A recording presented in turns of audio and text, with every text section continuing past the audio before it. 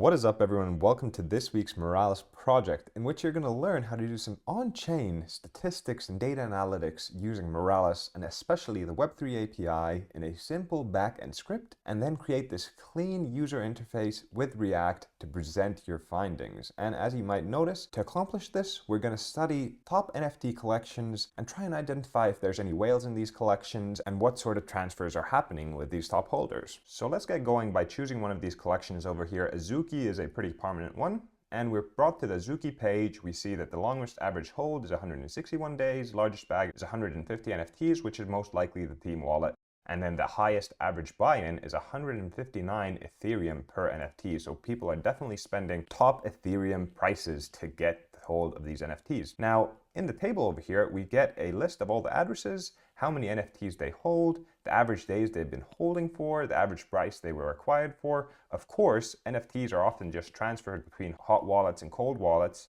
So some of these average prices might be zero, as they might just be a wallet which is holding NFTs. And we also get this quantity change, whether or not NFTs flowed out of the wallet or in the wallet within the past 30 days. So let's go to the next page over here, and you see that everything is just in descending order of quantity. We see that this wallet over here has 36 NFTs, but in the past 30 days, they've acquired 14 more. So if we go ahead and press their wallet, we're taken to a page which shows the Azuki collection for this specific wallet, and we get all the Azuki NFTs this wallet holds, the token IDs, as well as all the transfers that have been happening for this wallet in the Azuki collection. And we see that it's mostly just buys, and you see that 9 days ago, for example, they acquired these 3 NFTs. We have to go back to the previous 36 days to see the last sale out of this wallet. But now let's go ahead and check out. This wallet is most likely a cold wallet, as they've been acquiring the NFTs for free. But where are the NFTs coming from? So we can collect this other wallet. We see that this wallet doesn't hold any Azuki NFTs, but 9 days ago, they sent all these NFTs to the cold wallet for free. In the past 2 days, they acquired these NFTs for an average price of about 10 Ethereum. So that's already one use case where you can kind of find hot and cold wallets to dig deeper on purchase price if they're not available on the initial dashboard. Now let's go back to the home page. Check another collection, say Moonbirds over here. So we get the same statistic for Moonbirds. We can even filter according to these other parameters. We see this wallet has been acquiring their NFTs for 168 ETH on average. Let's click it. We see that they have these very unique Moonbird NFTs, and it was quite long while ago, so 2 months ago they've been acquiring them, and for these pretty hefty prices. But in essence, this is a very cool tool for you to track NFT whales and all the transfers that are happening in specific collections. I hope you're excited. Let's learn how to build this. Hey, I'm Jay, your Moralis instructor from beautiful Finland. I got into crypto in 2020, and I've been building in the space ever since. In my free time, I enjoy running and at the gym, and in the summer, you'll definitely find me at the golf course. Now, let's get stuck in and learn about Web3. Rightio, so let's get this project started by heading over to moralis.io and create ourselves an account over here in the top right, or if you already have an account, you can just log in. Once you've logged in, you should come to your admin dashboard that looks something like this, and we're going to want to create a new dapp. As by creating a new dapp, we get an app ID, server URL, API key, etc. we can use to access different functionalities from Moralis when we're creating our whale watcher. So go ahead and press create new dapp. Select the environment. We're going to use mainnet, Ethereum, because we're looking at Ethereum NFTs, but this is cross-chain. So if you want to look at different chains, you could do that as well. Proceed. Select the region closest to you. I'll go Amsterdam over here. Proceed. Give your dapp a name. Whale Watcher. Create your dapp. And in no time, your Whale Watcher dapp should be created, and we can see all the details, our dapp URL, application ID, master key, etc. Now with this dapp set up, we can go over to the top menu bar and check the Web3 APIs page to take a look at the main tool we're going to be using to collect data for our NFT whales. So here in this tab, you'll have all the different endpoints Moralis has to provide for the Web3 API. And we're going to look at the token group, especially over here, and look at this endpoint called NFT address transfers. Gets NFT transfers for a given contract. Of course, you could ask why we're not using the NFT owners, but the NFT transfers gives us all the data we need. So just calling this one endpoint will limit the API calls we need to make. And that's always beneficial for you, just to make sure you don't make unnecessary NFT API calls. So let's open this up and see what we get from it. So the endpoint takes as arguments the chain we were looking at, so ETH, and then the address of the NFT contract. And now the result will be in a format like so. You'll get the total amount of transfers NFTs in that contract have seen, and you're limited to 100 unique transfers per API call. So essentially you'd have to run this 20 times over using the cursor parameter to get all the transfers, but I'll show you how to do that when we get to it. And in the results, each transfer looks something like this. You get the token ID that was transferred, the from and to address, the price associated in Way for that transfer, the block timestamp for that transfer, and by using all of this data and then doing some post-processing in our backend script, we can actually get all the data we need for the Whale Watcher app I showed to you at the start of the video. But as most NFT collections have been around for a while, and they might have quite a few transfers, we first have to set up your rate limit in Cloud Functions so you don't get rate limited when looping through all these individual transfers, as you only get 100 transfers per API call. So let's do that first and open up your IDE and set up your rate limits so you do not get rate limited. So I have this tab open from the Moralis docs that tells us a little bit about the rate limits. So essentially by default, you're limited to 30 API requests for anonymous users and 50 API requests for authenticated users in 1 minute, just to keep your app safe. But because the only person making the API requests is us before we do the data processing, we can set this limit to say 1,000 so we can effectively loop through all the transfers in an NFT collection. So what we want to do is get this code from over here, copy it, and open up your IDE. So I've created this NFT whale repository with all the different folders we'll need for this project, and we'll want to go to the CF Cloud Functions folder and open the cloud.js file where we can paste our API rate limits and say add a couple of zeros to make our API requests per 1 minute a bit higher. And don't worry, on the free plan you get 10 million API requests per month, so this won't be any problems as you'll only have to do this once. So save this. And now what we have to do is inform our Moralis app that we have this cloud function, and let's look at how to set that up. Open back up your Moralis admin dashboard, go to your dapps, press settings, and you have this column called cloud functions over here. So all the instructions for setting up your cloud functions are here. So let's first install the Moralis admin CLI package. Copy this. We can open up a terminal window. You might need to add super user permission to install the package, so do that. Provide your password. And now we have Moralis admin CLI installed globally onto our machine. Now looking at the next step, we have to execute the watch cloud file and change the correct path to our cloud file. So let's copy over this, open back our terminal, again using super user, add that command over there, and we need to get the path for our cloud function folder. So let's open up the file explorer, rightio. So here we have our NFT whale repository, and we just added it to our cloud function folder. Let's get the information, and we get the path over here under the where key. So copy that and add that to your path like so. Remember to add the cloud function folder and press enter. You might need to specify your API keys again. Remember, these API keys, especially the secret, is only for you. This is just a tutorial, so that's why you're seeing it, but you should definitely keep this Moralis API keys secret. So copy these, and now you get the choice to do a autosave, where if you make any changes to the file, it'll automatically update your Moralis dapp, but we only have that one function we want to add to our cloud, so we can do a one manual save, press 0. The admin CLI finds our dapp, the Whale Watchers, so select that, press 0, enter, then press S and enter. And the changes are uploaded correctly to Moralis, and now your rate limits are changed, and you won't have to worry about getting rate limited while looping through all the NFT transfers using the Web3 API. And if we still have the legacy UI available, you can actually see that cloud function being added to your cloud app. So let's go close these. We can have a quick look. So you can go back to your legacy UI from over here.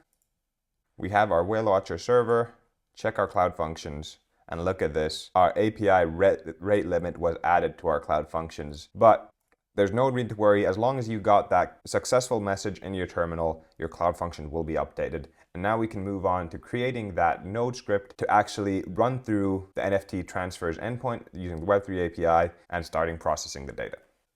Perfect. So find yourself back in the NFT whale repository, open up the terminal, and let's go over and cd into the stats folder. Cd stats. We can close this cloud.js file, and let's initialize a new project, npm init. Press enter. Perfect. So by pressing enter multiple times, you should have a package.json file in this folder, and a new project initialized, we can start by creating a stats.js file in here, in which we're going to write our functionality. First, of course, let's open back the terminal and install the packages we need. Let's do a clear and do npm I Moralis. So this gives us access to Moralis. Let's clear again and do npm I file storage. So this will allow us to store this data we process in a .json file in this folder later on. But now you should have everything you need for this project. Let's close this terminal and start writing our script. Let's close down this file structure to give us some more space and first add the packages we're using, so Moralis and file storage. Now you'll also have to initialize your server URL and app ID for Moralis. So const server URL and const app ID. And these you can get from your admin dashboard, so open that up, go to your dapps, settings, and your dapp URL is over here, copy that, add that in there, and then the same for your app ID. Go get that from there, copy, and paste it in here. Now for the Web3 API to work, you'll have to define a contract to look at. So let's define a contract address.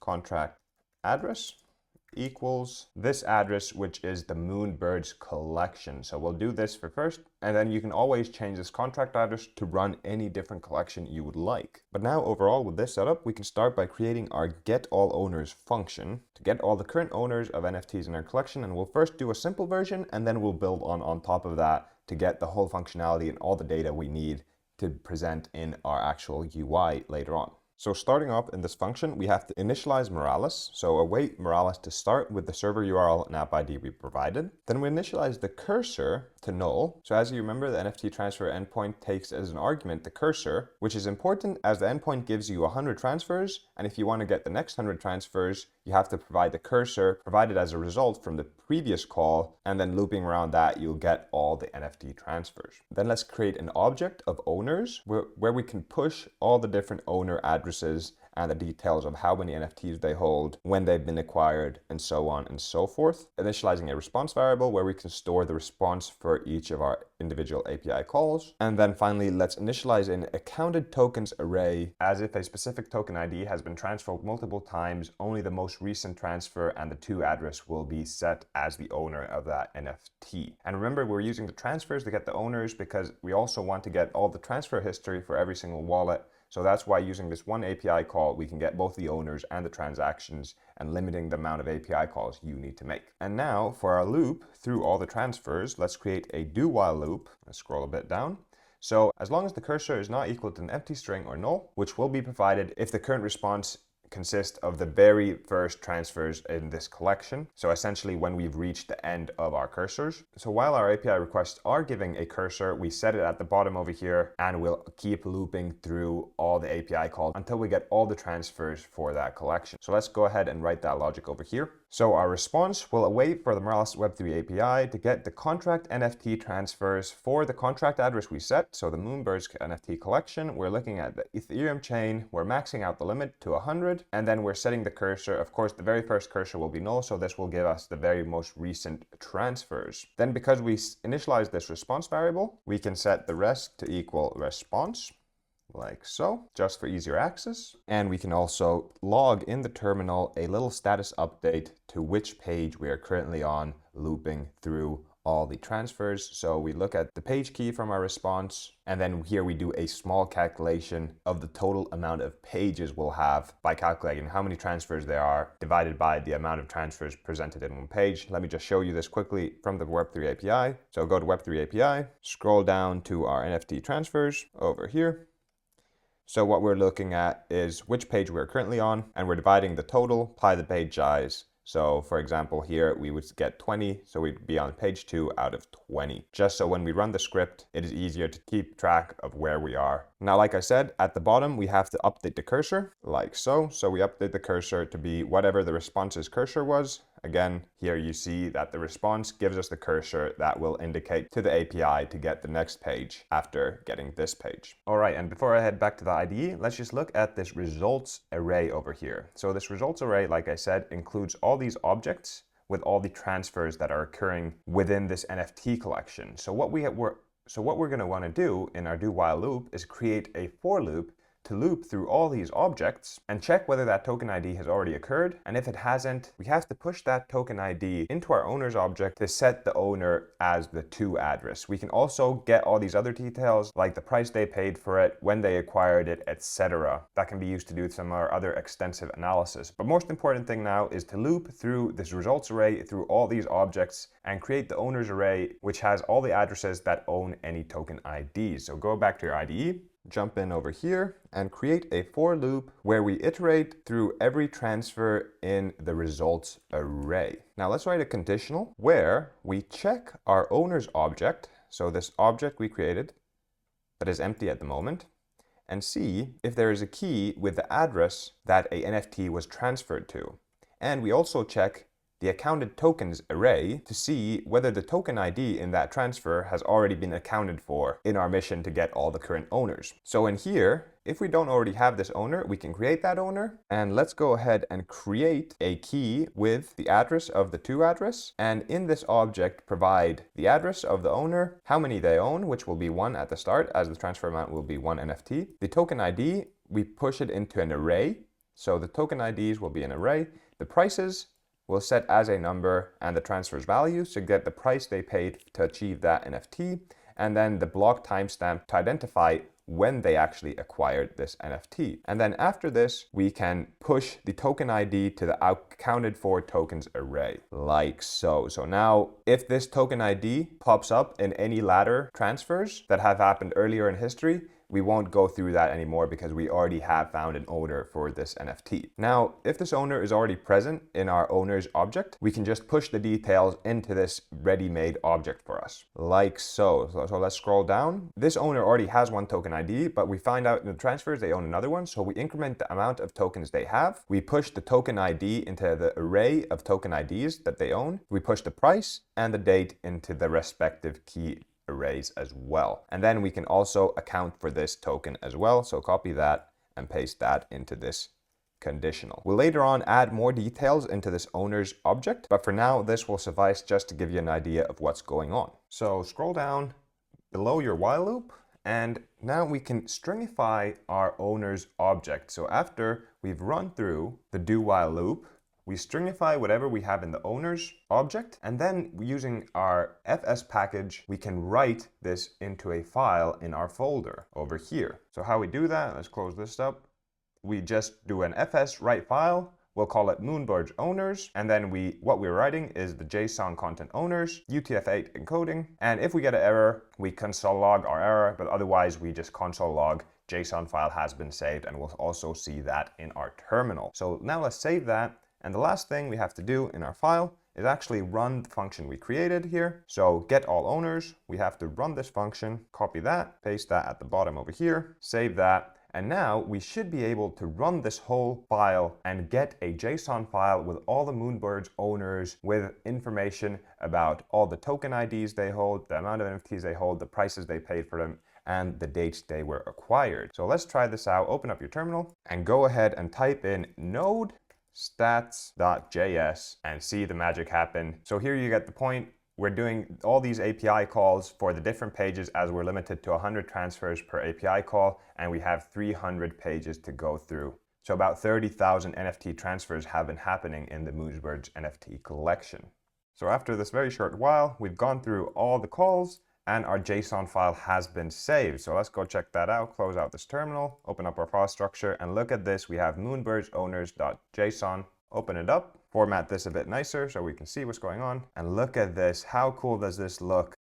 We have all the different owners of NFTs, how many they own, which token ID they own, the price they paid. As I said, NFT transfers can just happen from cold wallets to hot wallets, so that's why the prices might be zero at some points. But see here, this wallet, for example, 0x9EE, has 2 NFTs, token ID 615 and 7968, and they acquired the other one for is this 18 ethereum. So look at how cool that is. We get all this details, and this consists of all the unique NFT holders and which NFTs they hold, how much they paid for them, when they acquired them. So we're doing great progress already. You've done well so far. Now let's go ahead and add some other details. The average purchasing price, the average days they've been holding for, and then let's also create a JSON file for the history. So for each wallet, we also want to get all their transactions in this NFT collection so we can nicely present that in our UI as well. So save that, go back to your stats.js page, and let's continue working here. Rightio, so as we know, each transfer object has this block timestamp associated to it, so we can actually calculate whether this block's timestamp happened within the last 30 days, and that way add into our owner's objects whether the transactions they've made have been recent or not, giving us a better indication when we build our UI whether or not the whales are offloading their NFTs or acquiring more NFTs. So let's go about and start doing that. First of all, we'll of course have to find the block that happened exactly 30 days ago, and Moralis that makes that very easy for us. Go over here and let's first create a date object and set the date to be 30 days ago. We'll use this data object as a date we want to find the block for using Moralis. So let's provide the block options like so. So our block options define the chain we're looking at to be Ethereum and the date to be date. Now let's have a quick look at the Moralis Web3 API documentation to see which endpoint we can use to get the block that happened 30 days ago. So let me jump back into my browser and we have the different endpoints. And the second one over here is date to block. Let's open this up, and the only arguments it takes as required arguments are the chain we're looking at, so Ethereum in our case because our NFTs are stored on the Ethereum chain, and the date, any Unix date in milliseconds or any format that is accepted by Moment.js. And looking at the response, it gives us the date we provided in the argument and the closest block to this date in the Ethereum chain. So let's go ahead and use this date to block endpoint to get the block's timestamp for 30 days ago. Jump back into Visual Studio Code, go beneath our block options and call the Moralis Web3 API like so. So our block object will be awaiting for the Moralis Web3 API native to get the date to block with our block options provided over here. And now because it gives us an object, we actually need to get last month's block by getting the block parameter from our block object. And we do it like so. So our month block, we'll use it as a number so we can easily interact with it by getting the block key from our block object. Now having that, we can actually go ahead and make a calculation in our for loop of each transfer to see whether that transfer is a recent transaction, aka the transaction happened 30 days ago. So let's write our logic over here to figure out if this transfer in every loop of our results is a recent transaction, and we can then push that data into our owner's object. Right, so first let's initialize a variable called recent transactions and set it to 0. So this states our default idea is that the transfer isn't recent, but let's then check whether the block timestamp is a higher number than our month block, because if it is, then our transaction actually is a recent transaction. Like so. So if our month block is smaller than our transfers block number, that means that this block has happened within the past 30 days, and then we set our recent transactions 1, and we can push that one into our owner's object to add a recent transaction to the to address, meaning that this owner has acquired their NFTs within the past 30 days. So let's add that over here. Of course, in this first case, we're only initializing this owner into our owner's object, so the recent transactions will only be 1.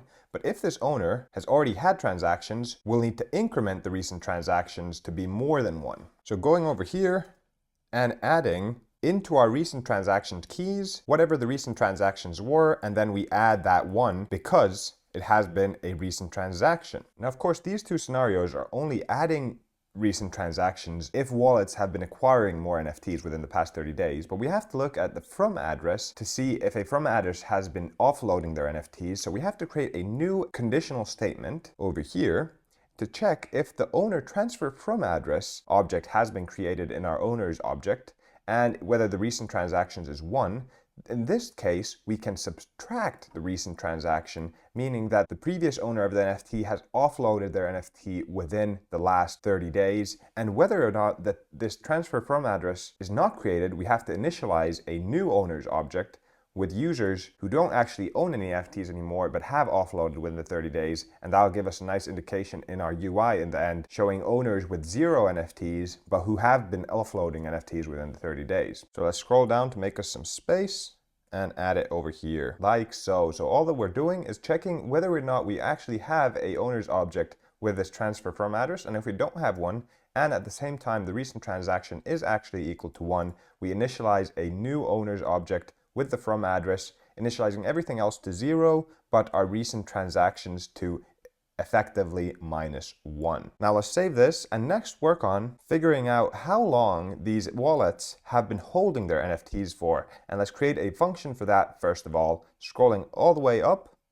and creating a new function that will calculate the average days since a purchase has happened. So we'll call this function average days since buy, and it'll take in as an argument the array of purchase dates. Now let's initialize a variable called milliseconds, as it'll be easier to calculate the average buy if we use all the dates as Unix millisecond timestamps. And now let's check if the array of dates is larger than 1, so there's more purchase dates than 1. Hit a space, and like so. So if our array's length is greater than 1, our milliseconds will get the average, so we use the reduce methods to get the average of each timestamp in milliseconds and calculating them all together and dividing by the amount of purchases. That will give us in milliseconds the average purchase date for each NFT. But then if we don't have an array of greater than 1, that means we'll have only one timestamp and we can get the millisecond of that timestamp. And now with this millisecond variable, we can calculate the difference between today's date in milliseconds and this average date in milliseconds and divide by how many milliseconds are in one day to get the average days of holding an NFT. So here we calculate the difference between today's date in milliseconds and the average date in milliseconds that we've already calculated here, and then divide by this number, which equals the amount of milliseconds in one day, giving us the average days held, which we want to return. So return diff, like so. So now meaning we have this average day since buy, we can use that to push to our owners array how long each owner has held their NFTs for on average. Scroll down to where we set our owners over here. So under our recent transactions, we can create a key called average hold, and we use a function average day since buy and push the transfer block timestamp in there. Now same thing, if we have numerous buys, so we have numerous block timestamps, we can push our functionality over here. Voila. So our average hold will be the average of our dates array. How cool is that? Now, next thing, with the average hold, we also want the average purchasing price. And for that, we have to filter a little bit because we don't want to take into account the purchases that essentially happen for 0 Ethereum, because they could just be transfers between hot and cold wallets or mints or whatever. We'll only look at the purchases that have a specific price attached to them. So let's go ahead and scroll up. And I also want to show you one thing. So if we go to our Moonbirds owners array already, so when we look at most of these transactions, the prices that were paid were 37 Matic, 29 Matic, 16 Matic, and then there's of course a couple of zeros. But some NFT purchases, say for example for this account 0xB8, it seems like all the NFT transfer purchase prices were 113 Ethereum, and we see that the dates were all the same. So this means that this was one single transaction, and just because that in that one single transaction the price was 113 Ethereum, it is more like the user paid 27 Ethereum for each single one of these 5 NFTs. So we'll also want to filter out all these prices that aren't unique, as they will clog up our calculations for the average purchase price. So let's do that first. Go over here and create an array prototype for getting unique prices over here. So of course there might be some cases where a user actually paid the exact same price for an NFT, but in most cases it's because it's a bulk order and thus the price we have in our own array is not correct. So we'll mostly filter these out, and then we'll create our average price function. So scroll down. Similar to our average day since buy, we'll have an average price function that takes in an array, and we'll start this by filtering out all the zeros from our array of purchase prices, because those will just skew our average price. Then we'll also want to filter to only get the unique prices, like so. So we're using this get unique prototype to get all the unique prices, and then we just check how long our filtered length is. If it's larger than 1, we just get the average of all the prices and divide by the decimals to get the price in Ethereum rather than Wei. If it's 1, we just get the first element in our filtered array and divide by the decimals, and otherwise the average purchase price will be 0. And now using this average price function, we can add the average price to our owner's object like we did with our average hold. Of course, if it is just the very first case where we're creating this owner's object for that address, we can just get the transfer value and divide by the decimals. But here in the case that where we actually have multiple purchase prices, we can do the calculation using our average price function. Voila. So our average price will be our average price function taking as a parameter the array of prices from our owner object with the same address. And now that should have a set for the owner's object. So this object now will be added with a key for recent transactions, average hold days, and average purchase price. So that's all the information we'll need from this object when we're rendering our UI. But for the final page where you have a single user and getting all their transactions for the Azuki collection, we'll have to create a new object, and we'll do that next before we run our script. So then you can see these two JSON objects in their final glory. So let's jump into that straight away. Jump back into your stats.js file, save this for now so you have everything saved. Go back up where you initialized your owner's object and initialize another object called history. So let history equal an object. And now in our for loop, where we loop through all the transfers over here, we can create a conditional to populate our history object with all the wallets that have made transactions within this collection. So here for first, we check if the transfer to address is added to the history object. If it hasn't been added, we create it and initialize it with an object consisting of the details for that transaction, the to address, from address, price, date, and token ID. Now, if the history object already has an object with that wallet address, the to address, we just push another object with another transaction that this to address has been associated to. But now we have to do the same thing for from addresses because the same transaction is also a transaction the from address has been a part of. So we copy this same functionality from over here, copy that, and create a new conditional over here, but change the to addresses to from addresses over here. So we initialize a from address and then put the from address in here as well. And now that should be our script mostly done. The only thing we have to do is save this, go to the bottom, and where we stringify our owner's object, we have to do the same for our history. So copy that, create a history version. So we can create a history JSON object that has all the transactions, use history here, and we write a file called Moonbirds history. Copy that and paste another fswrite Moonbirds history. And the JSON content history will be what we are writing, not the owner's history, like so. And believe it or not, our script is ready where we can get all the transfers for any collection we identify at the top of the script and get all the owner data and all the history of transactions within that collection. So now if we save this, we can start running our script and see our newly created JSON file and the new history of transactions. And then we can start seeing how we can pull this data into our app and present it in a nice way. So without any further ado, open up your terminal again, and you can write the same command node stats.js, which should run the script that we've just made and create two JSON files for us, one consisting of the owners of the NFT collection and one consisting of all the transactions. So now let's run this, and it starts running, and it should be done in no time. Rightio, and we've gone through all the 314 pages. We've saved two JSON files, and let's go open our file directory and see them up. So Moonbird owners, as we had last time, let's make it look all nice. Scroll all the way up. And this is exactly what we had last time, but this time we have the average hold and average purchase price. But in this case, these NFTs were purchased within the last day, so they showed the average hold to be about 0 days. If we scroll down a little bit further, we see that the average hold time can be up to 69 days. And then if we see some with a price, we see that the average purchase price is 23 Ethereum calculated over here because we've filtered out the 0. Everything working beautifully as one would expect. Let's scroll down a little bit more, see if we can find another example. So here we should get 20.99. Here we should get 2.5. Here 21.5. Excellent. So everything's working perfectly over here. Now let's close up the terminal, open up this other one, Moonbirds history, which should show us all the transactions. Make this look all nice for us as well. Save that, scroll over to the top, and now you see that we get the address and the associated transactions this wallet has been a part of. So now we can go ahead and find for a wallet all the transactions that wallet has been a part of.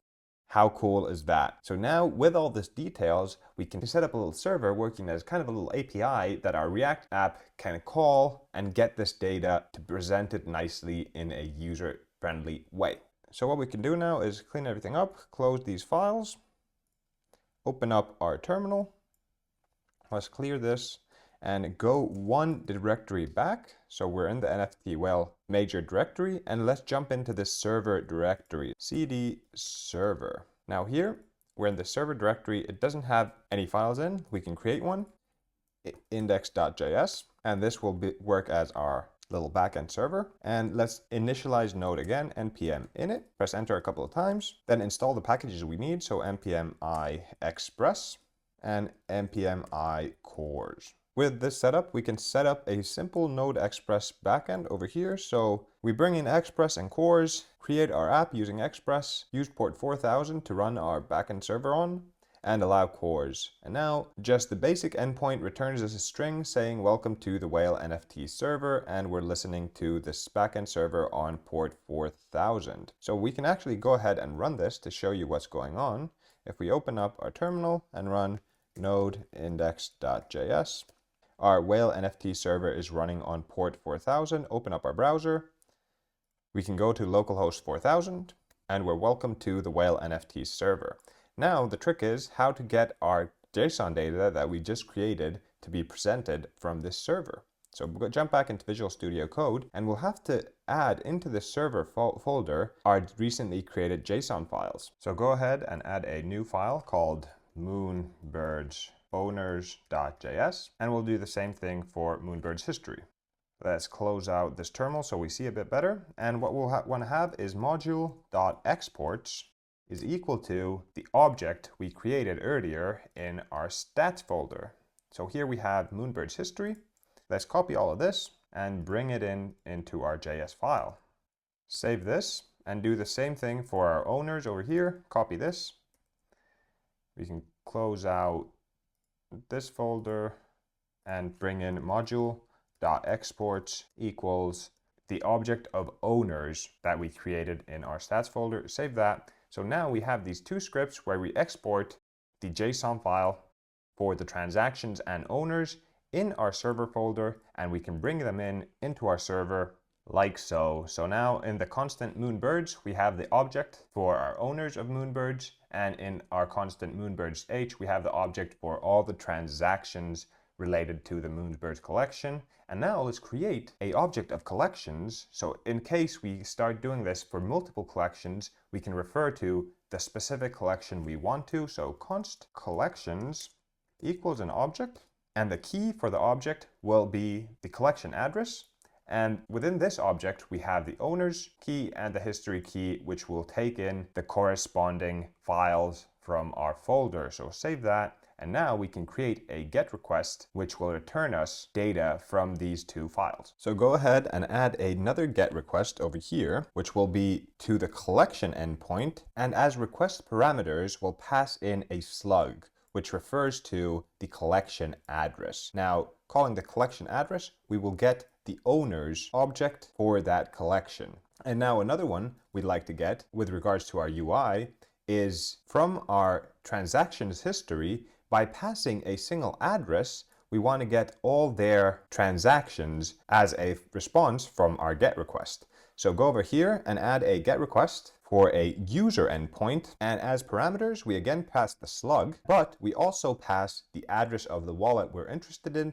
And in this case, we look at the collections object, look at the slug and the history parameter with the specified address we are looking for. Now, if we save this and restart our server, so press Ctrl+C and run this index.js file again, now we can go check out using our collection endpoint and our user endpoint what our results would be. So let's start by using the collection endpoint. Go over to your browser, in localhost 4000, go for collection, add a question mark, and our parameter, which was slug, will be equal to a specific collection. And from our collections, we'll use our Moonbirds collection, copy that, add it as the parameter. And now when we search, we get this full JSON with all the owners and the token IDs they own, the prices they were acquired for, the timestamps they acquired them for, and we can use this when rendering our table of all the owners when we actually create our React UI. But now for the user parameter, let's search for user. The slug again will use the same collection, But now we'll add another parameter, which was address, and that will equal, let's find the address we're interested in. So let's, for example, look at this address 0x75, copy that, add that as our request.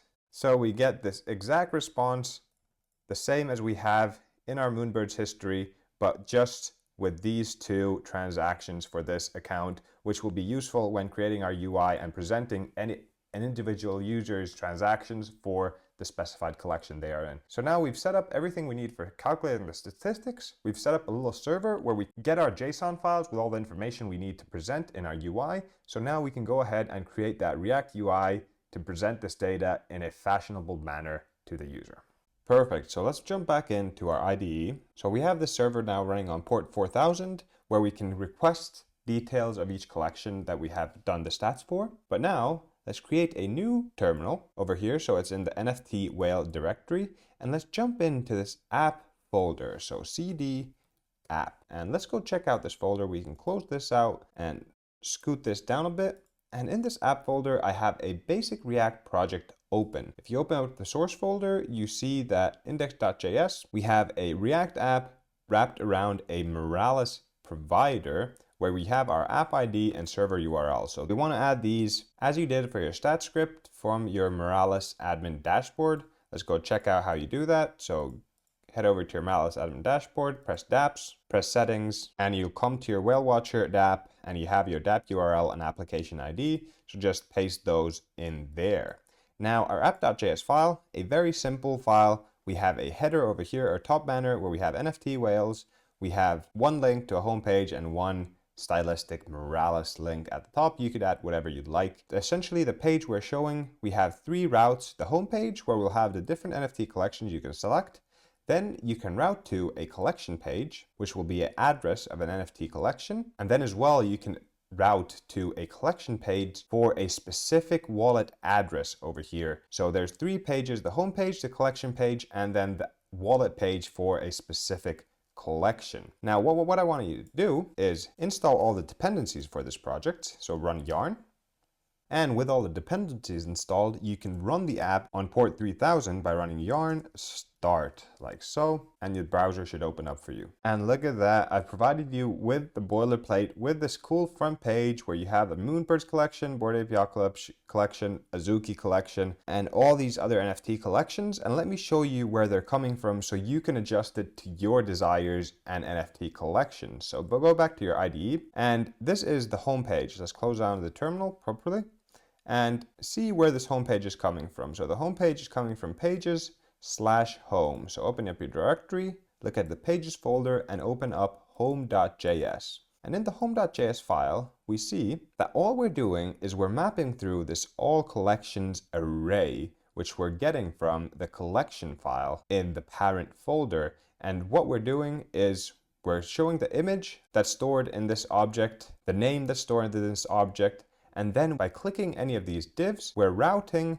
to that collection page, which will take us to the collection.js page, which we'll jump into here just in a bit, but let's close that for a while and check out this collection file.js file that was getting all the collections from. So we've imported all the pictures for these collections, and the all collections array just has an object with the collection name, the image for that collection, and the contract address for that collection. So you could, in fact, add any of these collections that you wanted yourself to do analysis for, as long as you do the statistics steps we did earlier on in the video. So then you can present the real data on this app. But now if we go ahead and open up the Chrome browser, click one of the collections, it takes us to the collection page and gives us this place to put our table, put some stats, and then we'll also put a nice image of the collection up here. But because we worked with the Moonbirds collection, we'll work with that.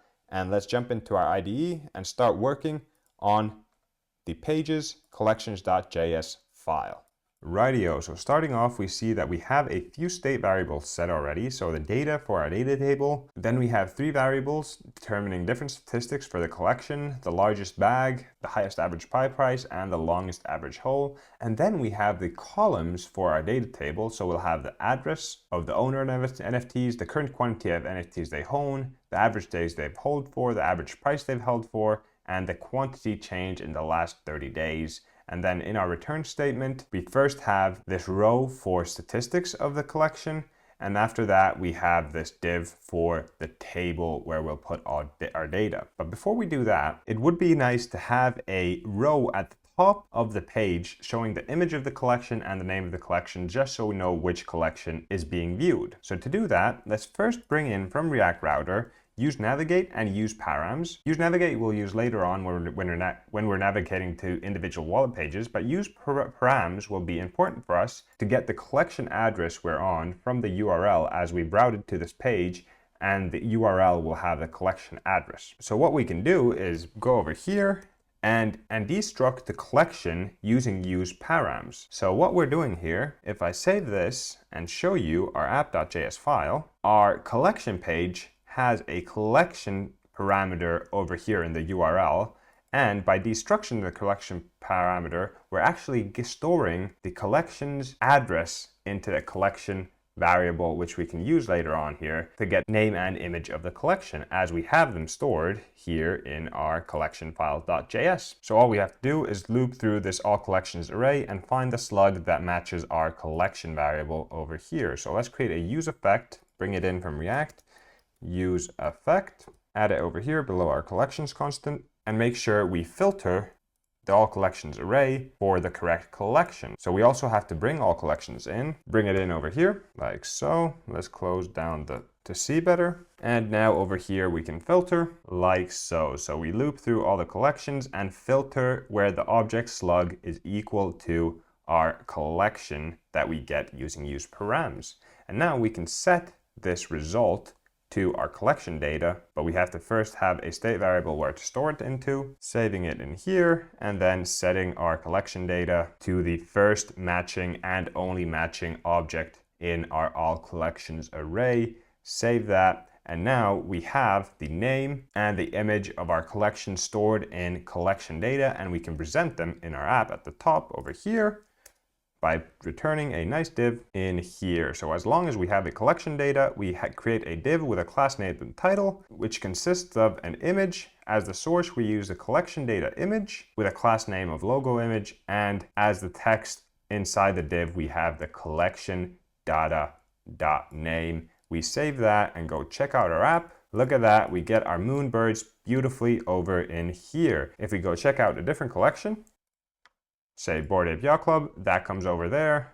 CryptoPunks, the image comes over there, and we're working nicely. Now let's go ahead and figure out how to get the longest average hold, largest bag, and highest average buy-in presented over here. So jumping back into Visual Studio Code, and for this we'll actually need to go ahead and get all the owners of that NFT collection from our server. So below our setting of collection data, we'll want to create an asynchronous function for getting our collection. And here, make an Axios request to our server that's running on port 4000.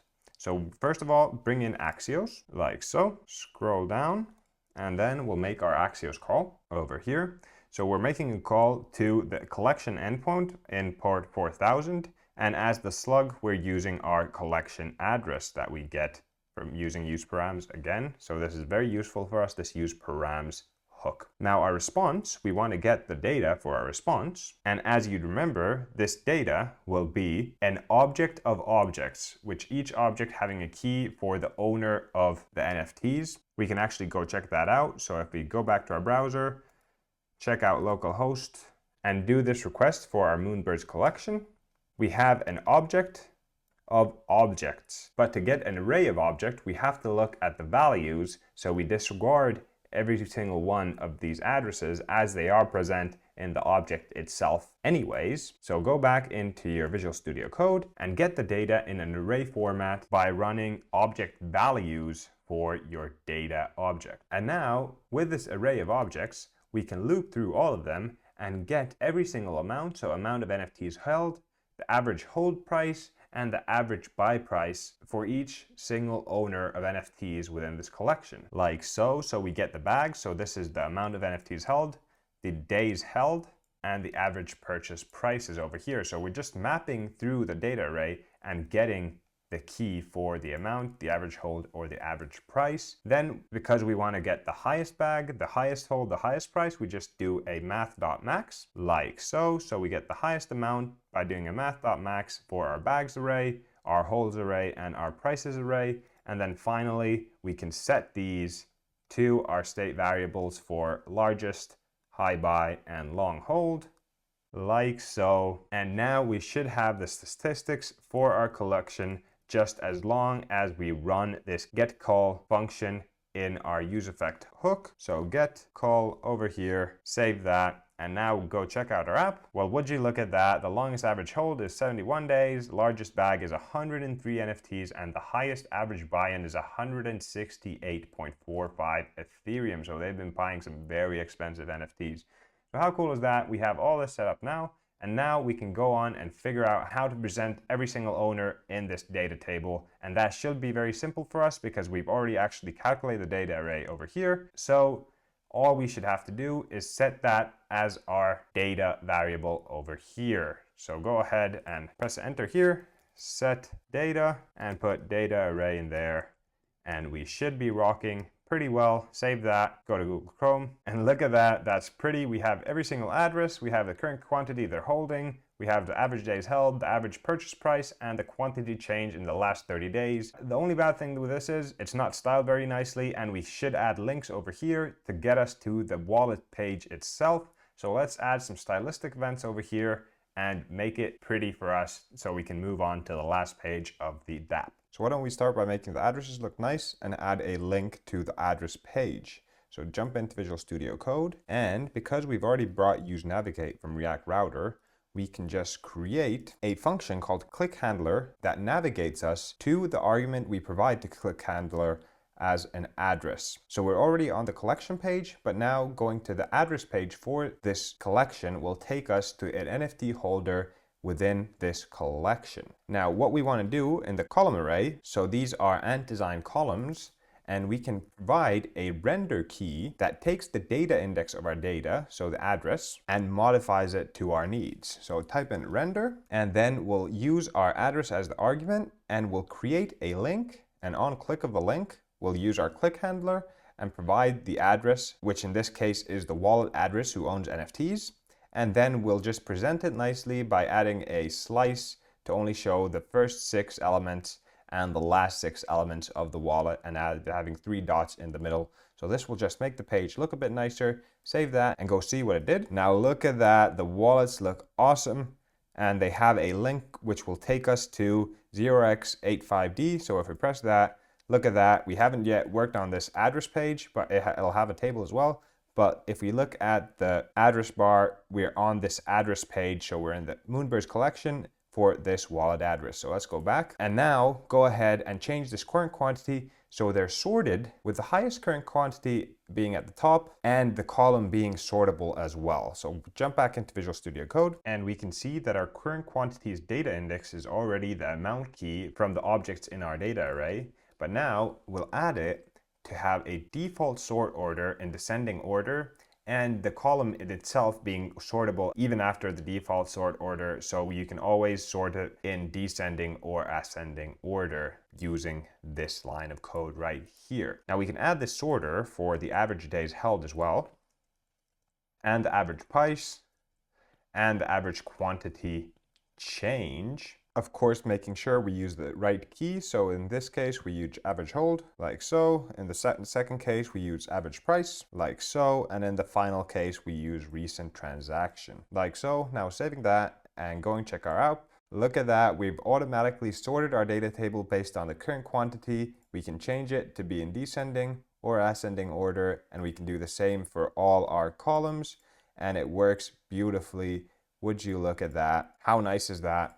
And now, few final steps. Let's add a Ethereum logo over here. Let's change these average prices to 2 decimal places. And in the quantity change, let's add a 30-day tag over here and change the colors to red and green if they're positive 30-day quantity changes or negative quantity changes. So back in our IDE, let's first go to our average price. Let's change the title from over here to have a Ethereum logo included inside a div. So we still have the average price, but the icon will be brought in from Web3 UI kit, and we're using the ETH SVG. Remember to add the class name app for your div. And then of course, we also want to render to 2 decimal points. So we pass in as an argument our data index average price, and we get the 2 fixed 2. So save that. And then for our quantity change in the title, we also want that 30-day tag. We can get that from Web3 UI kit as well. Delete this and add a div, again, class name app, and have the text quantity change, and we'll have a badge from Web3 UI kit with the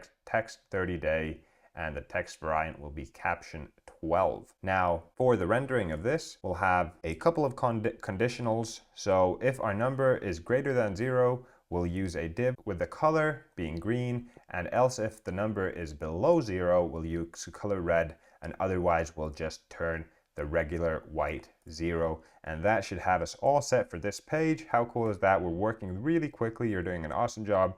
Save that, go check out Google Chrome. It seems like the page has crashed, but that is probably because we used this badge over here and we didn't bring it in from Web3 UI kit. So where we have Web3 UI kit, remember to bring in badge like so. Save that, go check it out again, and look at that. Everything is looking so dandy. Our average prices nicely to 2 decimal points. Our quantity changes. We have a green plus sign and a red negative sign. How cool is that?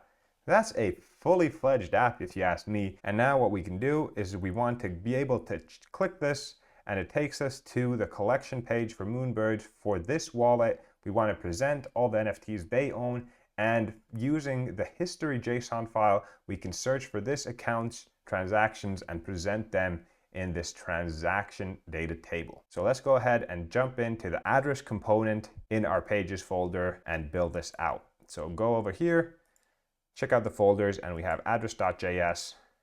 Close out the file directory, and let's start working over here. Okay, so as we did for our collections page, let's again bring from React Router, use navigate and use params to get the collection and address we are working with on the current URL. So here into the address constant and the collection constant, using use params, we can save the collection we're looking at and the address. And that way, when we call, for example, our server or the Web3 API to get our images of NFTs we hold, we can use these addresses to get the collect NFT data. Now, of course, we also have to create a use effect that is triggered once we come on the site. And let's create that hook over here. Bada boom.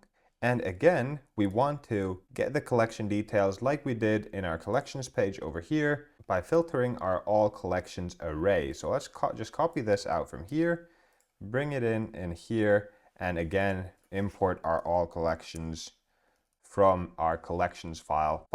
Of course, because we're setting the collection data into the state variable, we have to create that as well. Add that in there, and we should be good to go, and we can create our first render in our return statement with details of the collection. So up above our div, let's go ahead and create a conditional render if we have collection data already computed. Let's again create this div with the image of the collection and the collection name. But on the other hand, on the right side, we'll have a div with class name wallet where we'll render the address of the user we're interested in, and slice it again for the first 6 digits, add 3 dots, and slice the last 6 digits, and then add a block key from Web3 UI kit that is associated with that wallet address, just so we know that we're looking at, say, the Moonbirds collection and a specific wallet address holding Moonbirds. So let's just make sure we bring in block key from Web3 UI kit, import block key from Web3 UI kit, and now we can save and go check out the page. How cool does that look? So we have our wallet address with our block key for that wallet address, and we're looking at the Moonbirds collection.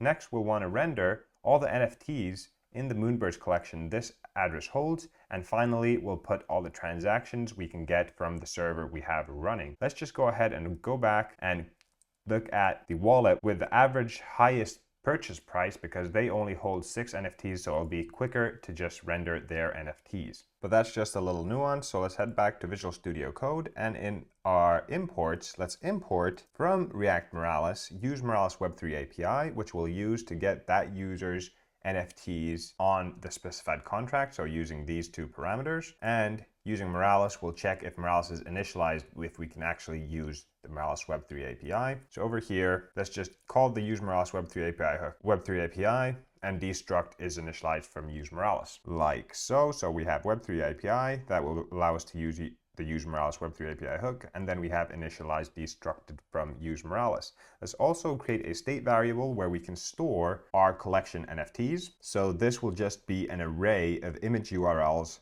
for our NFTs. So save that. And now in our use effect, we can create another function to call our Moralis Web3 API over here.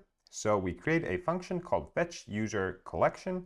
And as options for the address of the user, we provide the address we've already destructed over here from our URL. And for the collection address, so the token address, we use the collection constant we've created. Now our NFTs will have to wait for the Web3 API account parameter endpoint get NFTs for contract to get our NFTs, and in the results we'll have the token ID and the metadata, etc. that may be then used to render the token IDs and the images of our NFTs. We just have to make sure that as a trigger for our use effect, we provide is initialized, and we call our fetch user collection function conditionally if we actually have this is initialized state to be true, like so. Now with this call NFT state variable, we can go ahead and go back to where we render our address component, and underneath our collection data conditional render, create a new conditional render if we have the collection NFTs array set.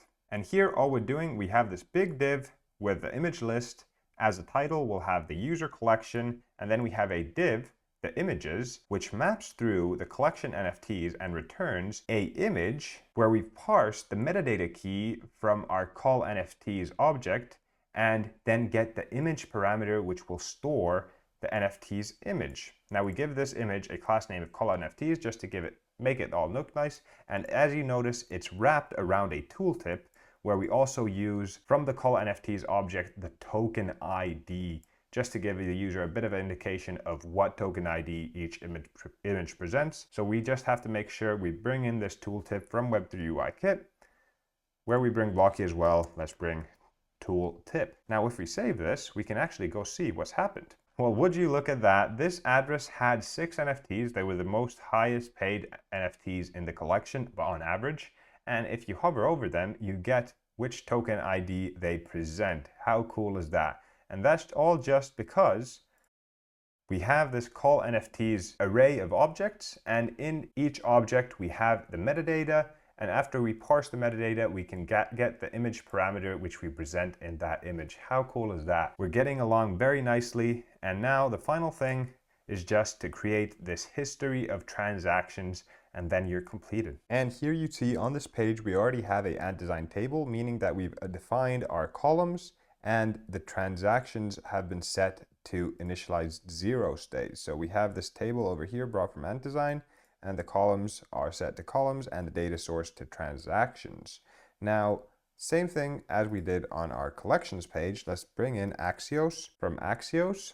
So in our use effect, we can set our transactions to whatever we call from our server. So go over here in your use effect and create a function to search an account, and we'll do an Axios get to the user endpoint. And if you remember, the user endpoint takes as parameters the slug, so the collection address, and the address of the owner within that collection. And the result of this will just be an array, of objects consisting of all the transactions this address has been a part of in the NFT collection. So we can set those as the transactions, and this will actually give us a starting point if we save this. But before we go check out our app, let's make sure we call this search account function in our use effect hook. So paste that in there.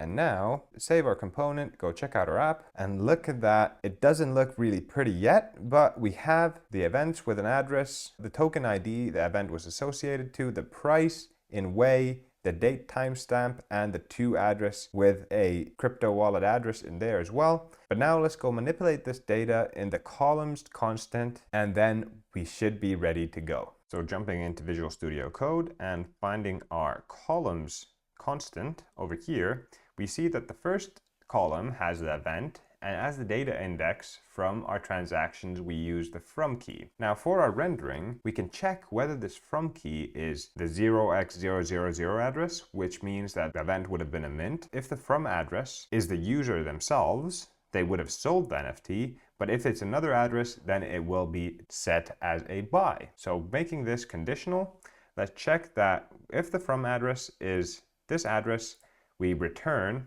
a div with an icon of stars, inducing the thought of a mint process. And else if the from address is the address of the actual user we're on the page for, we will have the SVG for speedy node, which will look like a cell.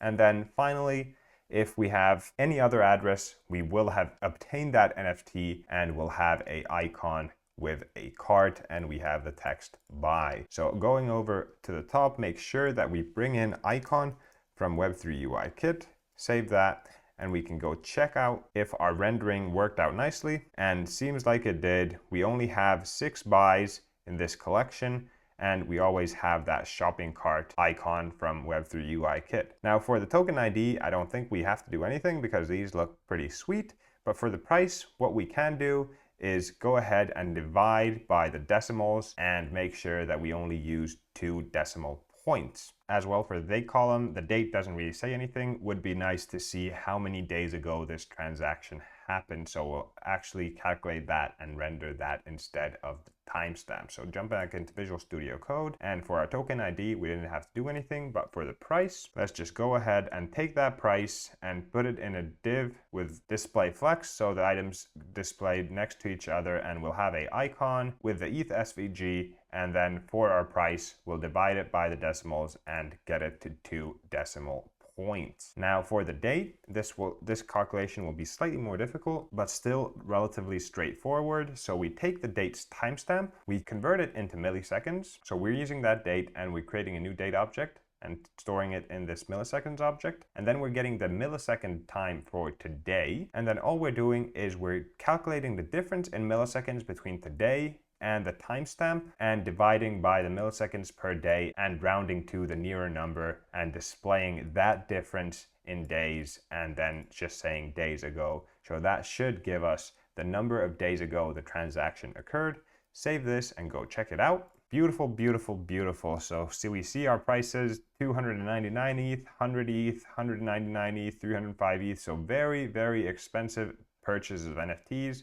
These are slightly squished because our 2 addresses aren't sliced yet, but we'll do that for our 2 and from addresses, and we'll actually add links to the pages in this NFT collection for these addresses as well. So you can jump to different pages from this page as well, and that should expand this date column a little bit so it'll look slightly better. But now we're almost at the closing stretch. Let's jump back into Visual Studio Code and do the last bit for these 2 addresses. So slice them and provide a link to go to that page for this collection. So this will be super simple as it's the same functionality or render for both the components. So we render the address argument, and on click, we take us to that address page. And if we do the same thing over here, we just take the address in this case, which will be the from address, and we use our click handler to navigate to that page. We just have to make this click handler function. So scroll up, we've already brought use navigate from React Router. So all we do is call navigate from the use navigate hook, and then our click handler function just takes that address parameter and navigates to the collection we're currently on and the address we've provided. So that's be the address in the table itself. Save that, and that is you finished with this app and tutorial. Let's go open it up. How sweet does that look? And if we press this address, it takes us to this address, and look at that. We see that this address still holds 3 NFTs.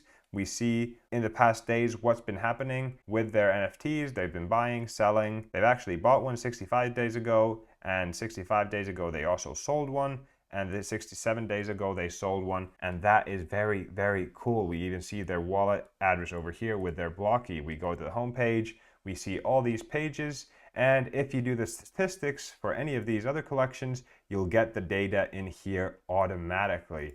So that's just on you. You choose which collections you want to do, but we've done it for Moonbirds now, and you get all this cool data: the longest average hold, you get this list of the whales in the NFT collection, and you see what's happening with the whales. The quantity changed. So this holder has been acquiring 16 more NFTs in the past 30 days.